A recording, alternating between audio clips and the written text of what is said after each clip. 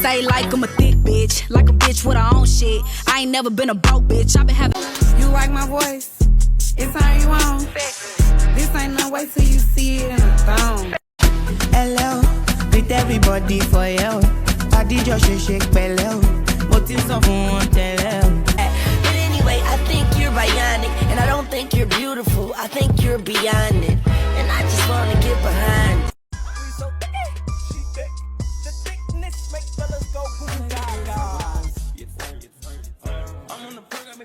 Out the clay, hard out the clay. Swag sauce. And I don't want to put you on the spot because I know they're probably putting the camera in your face right now. But I love me some Jay-Z.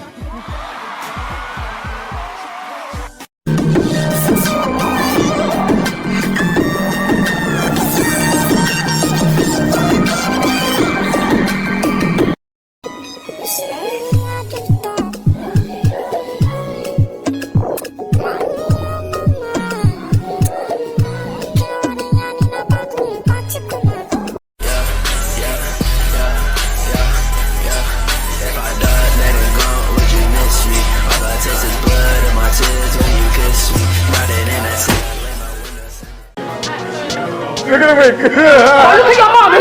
Where is she? Not here. Oh, your mom dead. Do something. I said it. What? Do something. Only been a few hours, but it feel like days. Only been days, but it feel like months. Look out for you, only roll like once. Life moves fast when you do what you want. I'm a bad bitch. I'm sick of motherfuckers trying to tell me how to live. Rappers hate under my pictures on the gram. Bitch, you better hope I never run across your man. See, I got this shit. Gobble me, swallow me, drip down inside of me.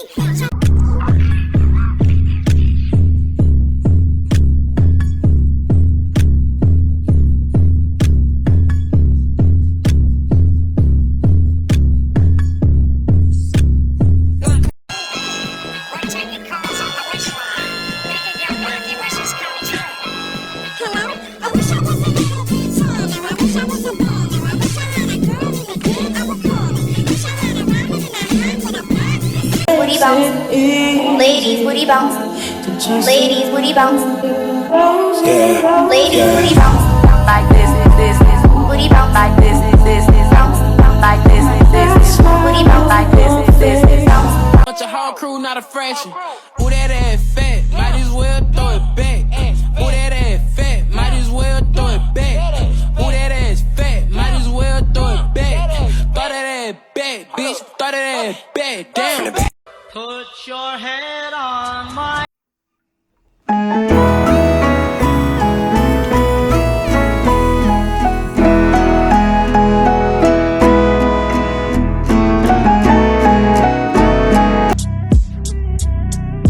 Streets want anyone all in. Rollers found, get you a 14, what a dog man.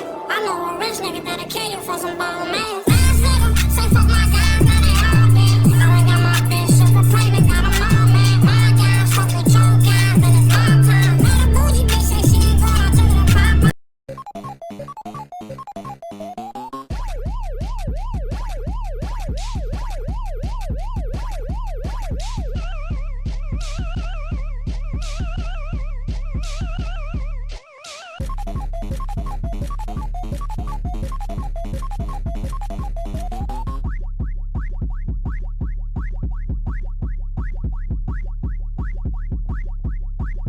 I'm a dark-skinned girl. Of course I'm always compared to chocolate.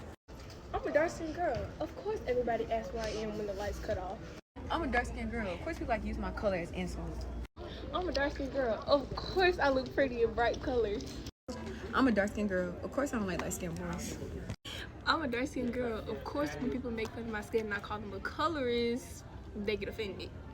I'm a dark-skinned girl. Of course in elementary I was an African boot scratcher, but now I'm a black queen. Make it make sense.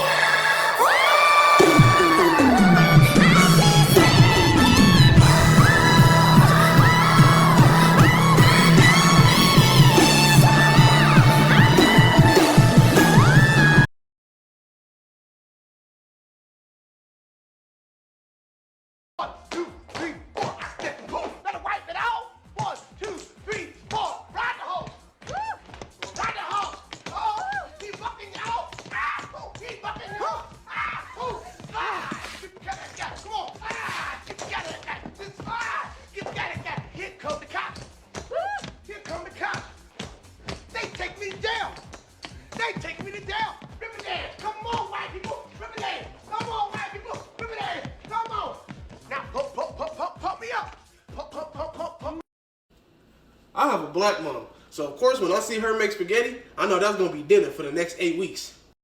I have a black mom. So when I'm getting dressed to go out with my friends, of course she's gonna come and tell me something that happened to another black man 5 states away. I have a black mom. So of course she's gonna call me 50 times a day to ask me what time I got work. I'm a black mom. Of course I'm gonna call my son and ask him where he is every minute of the day. I got a black mom. So as a kid, if I was sick and she caught me laughing, I wasn't sick no more. I got a black mom. So of course she called me way across the house to pick up something that's literally right in front of her. I got a black mom. So of course she gonna call me to come downstairs and get these groceries and be 20 minutes away. Make she follow me go and fly away, girl. Nobody will have to know. Skin like chocolate, I cook. Make she follow me go and fly away, girl. Nobody will have to know. Your packs come fly, girl.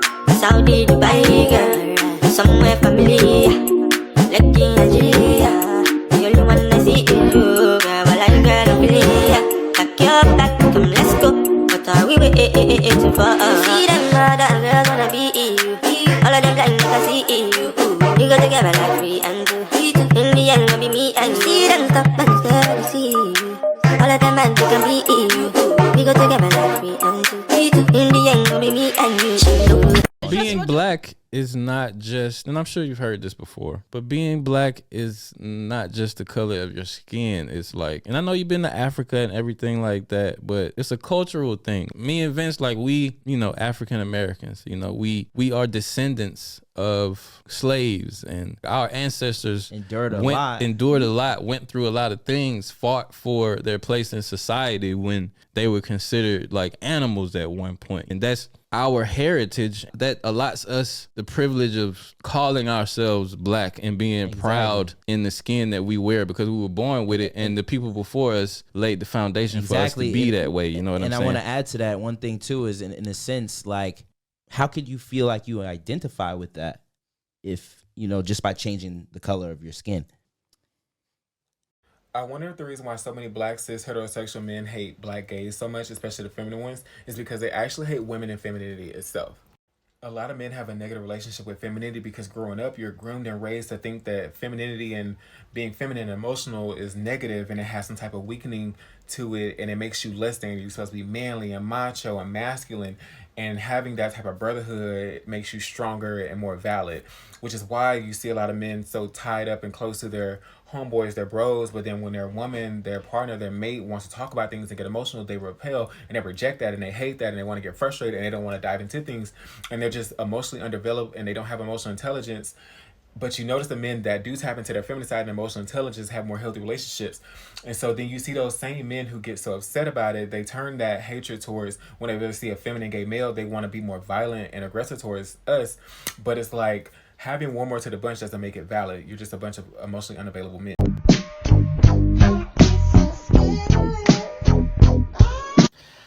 I'm gonna get a lot of hate for saying this. I can feel it coming. Probably lose a lot of followers too. I don't care. I'm saying it anyway. Y'all can call it a coincidence. Y'all can say, oh, well, you don't really know what's going on in their relationship. And that may be true. But I can only say what it is that I see and what I have heard. Every black woman that I know that formerly was with a black man and is now either married or with a white man is happy. I don't know why. I'm not saying that there's something wrong with black men. I'm a black man, as you can see. What I'm saying is exactly what I said. Every black woman that I know that is with a white man.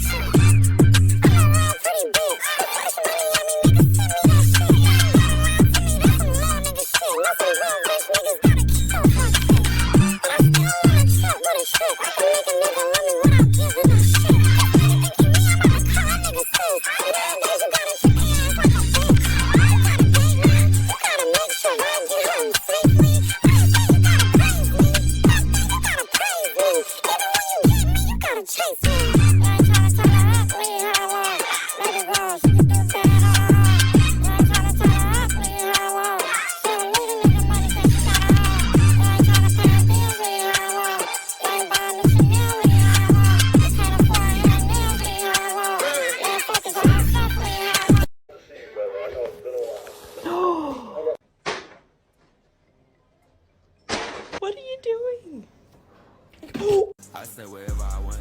Yeah, I do whatever I want. Canada money for fun. Oh! I was in the 3rd grade. People treated me like a criminal.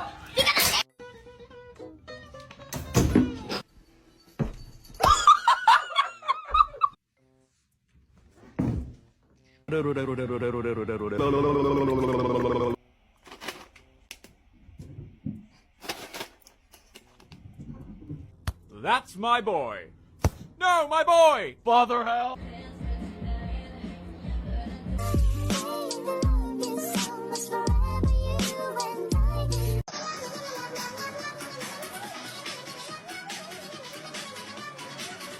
A lot of people don't even know this. They contact to speak to the black pope. Not a black man, but a black pope. He wears the black garment. He's called a super Jesuit with a sworn oath, a very special sworn oath that I've posted online many times. Maybe if we have time, another time we can read the entire oath that they have to read. It's pretty dark. It's a pretty dark oath, and it comes directly from their information, so it's not fabricated or somebody made it up online. And what's interesting is the governments of the world, the superpowers of the world, they contact and get approval for the war from the super Jesuit black pope. Now think about that kind of power. Think about that level of power. People don't even know a black pope exists. They don't even know what the black pope is, but when you start looking it up and then research the oath that's taken, it is so dark, it'll make you feel sick on the inside. That's how dark it is. I mean, even the governments of the world contact the Vatican before they go to war. A lot of people don't even know this. Librarians like Michael oftentimes aren't in communities that need a librarian like Michael the most. Now, something I ain't heard in this discourse is that there is a significant portion of the population that has experienced trauma at the hands of people in Michael's position. For example, those of you all who are a product of public school education like myself know we did something called popcorn reading. And when the young black boy would be chosen, inevitably, who had a difficult time reading, most people would laugh. Or if you remember yourself as an amazing person, maybe you were just complicit in the laughter that still told that young black boy that they did not belong in that space and that they had nobody there that would fight for them and with them to belong in that space. So when it comes to Michael, who we all know unquestionably is doing generational curse-breaking level work in that library and deserves to be commended for it, to a lot of people, Michael also represents a certain level of tenderness and acceptance that they were not only not given, but were actively given the opposite. So while we are defending Michael as we should, I think it's important that we also make the Michaels of the world less rare to the people that need a Michael. Moon, ton concealer, il est trop clair. Et en vrai, j'ai beaucoup entendu ça et je suis d'accord avec vous. Mais aujourd'hui, je vais vous montrer pourquoi mon fond de teint, qu'il soit clair ou pas, ça change rien à mon maquillage. Comme vous pouvez le voir, j'ai 3 teintes de concealer. Il n'y en a plus dans les 2 autres, je vais utiliser du coup le plus clair. Ici, je vais le mélanger déjà avec de la crème. Comme ça, trop facile à étaler et en plus, j'en ai 2 fois plus. En utilisant 2 fois moins de moitié. Je l'étale partout sur les zones que je veux illuminer et je viens tout blender. Donc oui, je vais ressembler à un fantôme, mais vous allez voir pourquoi je fais ça. Mais moi, j'étais choquée à cause de ma tête. Mais ça va pas rester comme ça, je vais utiliser ma poudre qui est du coup à ma teinte, hein, logique. Et le fait qu'en fait, ça soit plus clair, ça va permettre de bien accrocher déjà ma poudre et en plus de ça, de bien faire ressortir la couleur de ma poudre et en plus elle va tenir toute la journée. Du coup après je fais le reste de mon maquillage, mon nez, mes sourcils, ma bouche, sans oublier ma poudre incroyable, donc c'est de Becadom, c'est du talc en fait, et en fait elle me rend incroyable et j'ai un teint parfait jusqu'à la fin de la journée. Et voilà le résultat. Donc en fait au final c'est ma couleur de peau quoi, juste elle est parfaite. Pour mes yeux j'utilise une technique chinoise, pour ma bouche je fais comme tout le monde hein. Pour mon nez aussi, comme tout le monde. Et avec mon maquillage, il n'y a aucune démarcation, flash, pas flash, incroyable.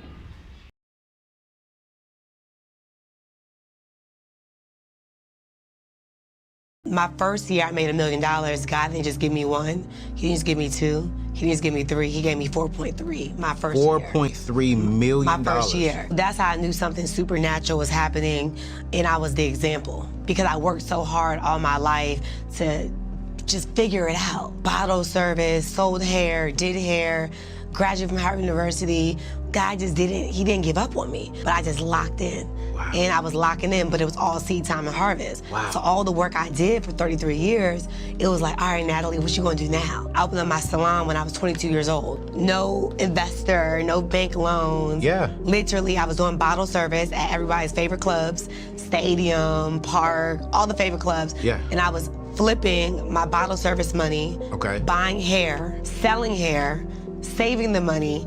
I took $20,000 and I opened up my first business, brick and mortar. And at that moment, I realized that being an entrepreneur does not mean you're a boss. Come on now. I was working and day in and day out, going to the bottle service at nighttime, sleepless nights, traveling across the world to do bottle service.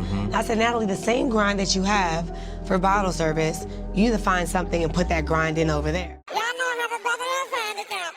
I don't care. I talk about anybody. Let me tell you something. And don't you dare feel sorry for him. Don't you dare. My brother is the meanest handicap that God has ever created. And he looks like this every day. And he'll just sit in the front yard looking at cars all day long. Woo! He screamed at me like that one time. Like, man, what's wrong with you?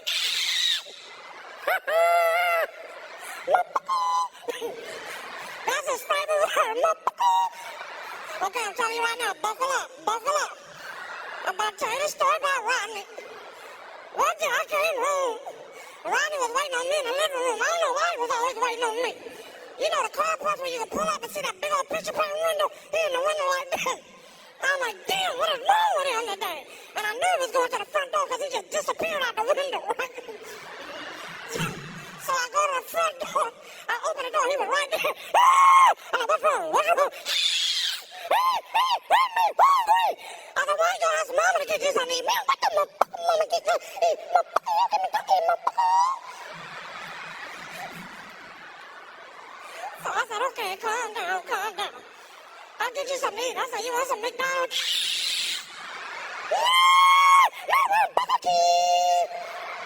So I took him to Burger King. I am a Black American and I absolutely love to travel to the continent of Africa. It's my favorite continent in the whole wide world. But one of my biggest fears is that the more Black Americans come to this continent, they will not handle it with grace and with care.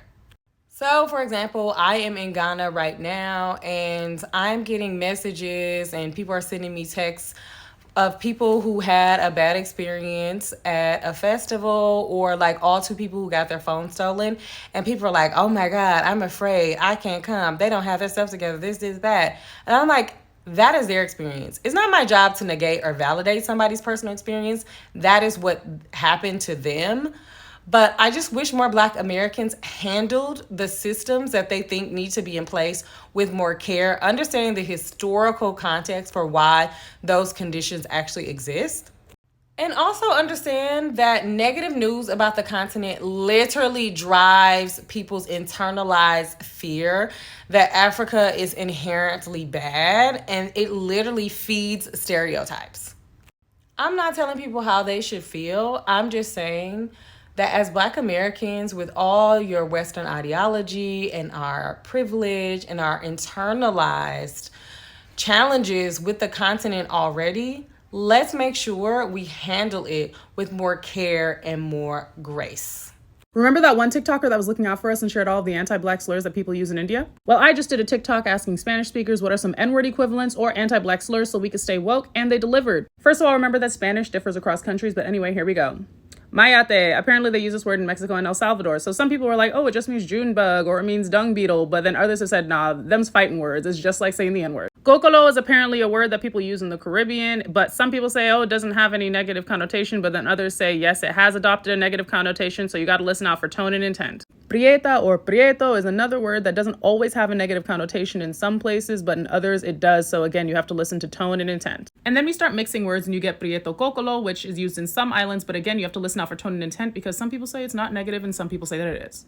Taking it back to Mexico, we have moyo. For some people, it just means black. Nothing more, nothing less. But then for others, again, tone and intent, it can mean something more negative. Couldn't find too much information on the word molleto or mayate in Puerto Rico, but it seems like it might have a similar meaning to mayate in Mexico. I'm just adding it here because one of the commenters put this in the comments on the last video. Now, those were all the words in Spanish that I received, but I also wanted to share a couple that are non-Spanish that also have negative meanings for black people that you should look out for. The word bakuku in Guam, thank you to the commenter who shared this. I couldn't find too much information, but if you are from Guam, would love if you could share some background on that word. Now, this last word, kalus, is used in India, and it's something that I actually learned a few years ago, but there is that TikToker who made a whole list of all the words that people use in India that are anti-black, so go ahead and check that. Hopefully this will help some of you navigate certain situations when you're traveling or at work. You can make sure to know whether or not you're in a safe space.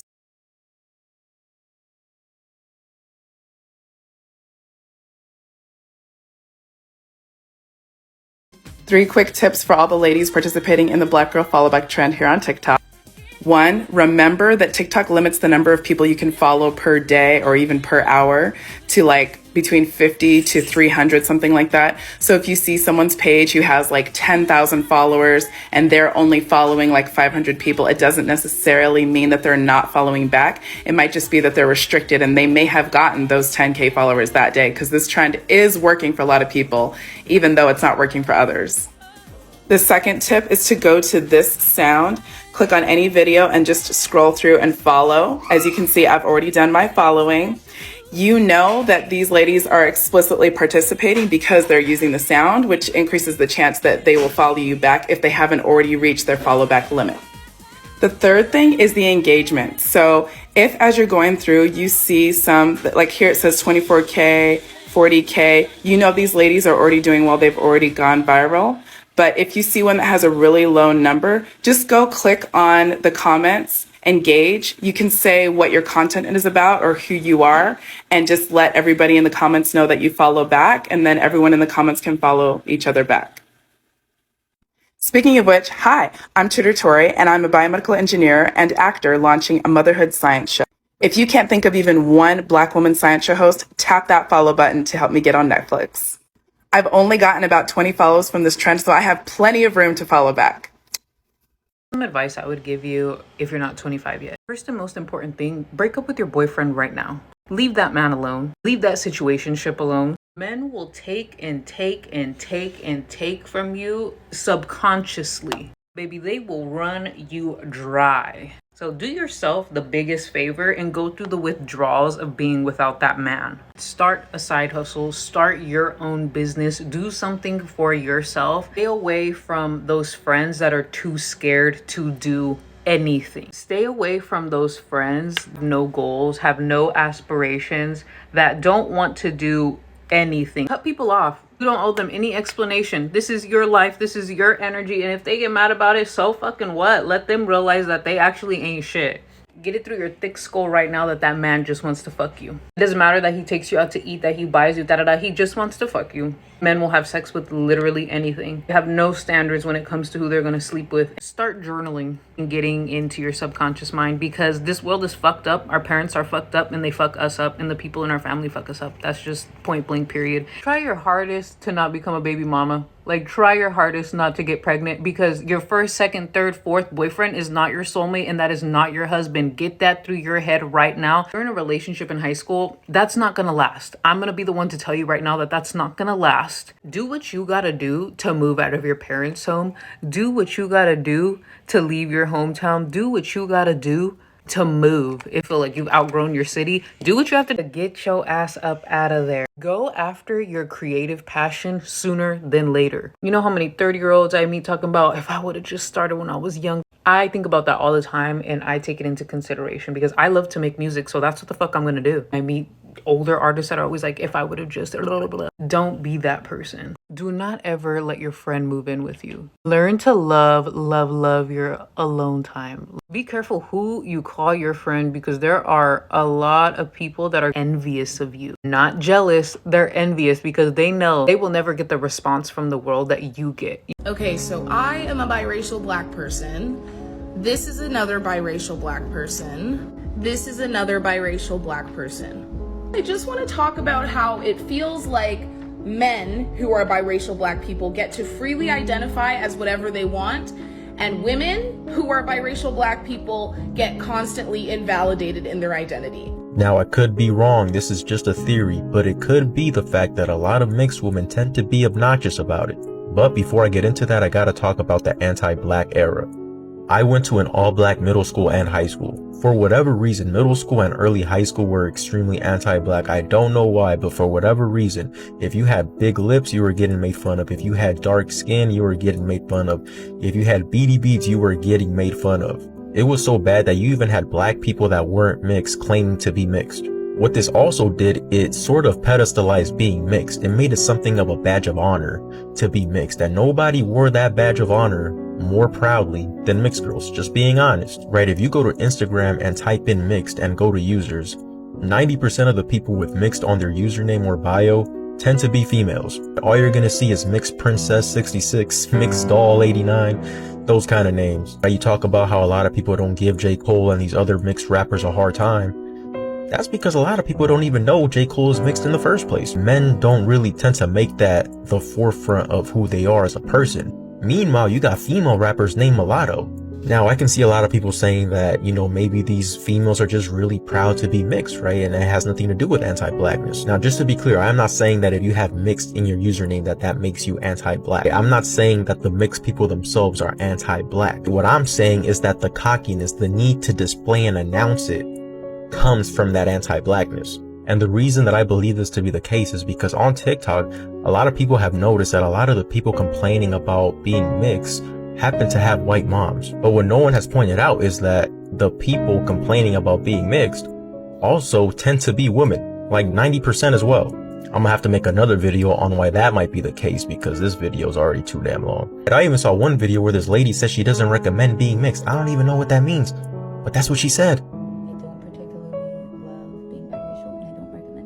That's how tough it is to be a mixed woman, right? But how is it that like 90% of the people you see complaining about being mixed are women, but at the same time, 90% of the people you see boasting about being mixed, right? Mixed Princess 89 are also women. That math doesn't make sense to me. Listen to me. I figured out how to use TikTok. I swear to God, I had no clue how to use TikTok for the last 3 years, no clue. I have a podcast, I host events, I know how to use Instagram. I have a great brand on Instagram. I had no clue how to use TikTok until a week ago. I literally had 6 followers a week ago. I now have like 14,000 followers on TikTok, and I'm gonna tell you how to use TikTok. So you take your phone, you get a good light, and you just start talking. And then you take your video and you drop it into whatever little editing app you use. I use InShot. You cut it up, right? Because like, obviously, like if you're talking for fucking 2 minutes, like you're not gonna upload 2 minutes. You're gonna upload like a minute because you're gonna cut it up. I produce a podcast, so I know how to cut clips. I know how to do this. But anyways, you're gonna learn how to do it. And then you upload it. You don't add any captions, you don't add any filters, and you just upload it. And that's it. Thing about TikTok is people have to listen to you. They can't get on TikTok if their sound's not on. So you're wasting your time adding captions and doing all this rah, rah, rah. You don't even need to add music to your video. You just need to have a compelling story or just say something that matters. A thought that you've been thinking about. Say it to your camera. That's it. Can you believe? For the longest time, I thought that I had to like add all the bells and whistles.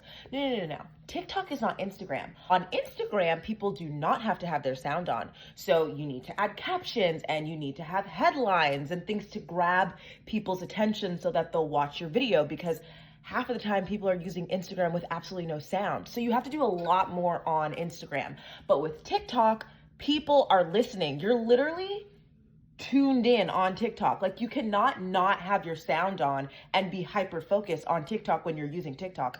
Think about it from like a user's perspective. You literally have your sound on every second you're on TikTok. Like you're so engaged in the content that you're viewing on TikTok.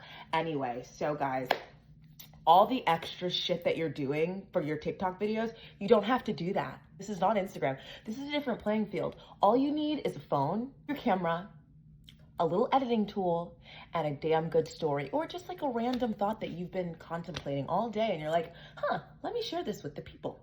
and then the people will resonate. Anyway, good luck with your TikTok journey.